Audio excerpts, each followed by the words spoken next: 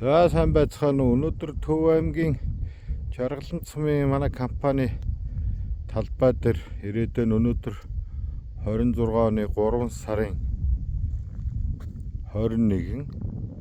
За зас ерөнхийдөө нэлээ их тайлцсан. Талбай маань өөрөнштэй талбайнуудад ингээ хагаралт үүсээд эхэлсэн. За дулаарх тусам чиг алдалт нэлээд болох шинжтэй. Ийм учраас бид одоо ойрын үед дулаарх тусам одоо борноо чигээ хаах ийм зорилт тавьж байна. За одоо ингээд хаваржингаа үүлжингээ ингээд машинуудыг бүрэн тавьчихсан. Иймэрхүү байдалтай пол маань хаврын ажилд бэлдэж эхэлсэн байна да. За талбай одоо ингээ хагараад явцсан ойролцоогоор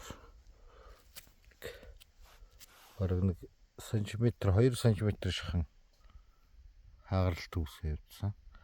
За бид энэ улаан буудаа тарих гэж байгаа. Тийм учраас улаан буудаа бид нар бас гам бол магадгүй 6 орчим см суулгана. Борноог одоо 4-5 см явуулах ийм зорилготой байна. За тэгээ борнооныхоо шүд хамаг юм одоо бид нар бэлдээд эхэлсэн байгаа.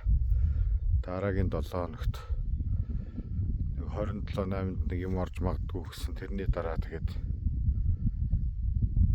чиг хаалтныхаа борноонд явах юм зорилготой байна. За та бүхэн тэгээд хаврынхаа бэлтгэл ажлыг сайн хийгээд харин их ургац авах бэлтгэлээ хангаарай.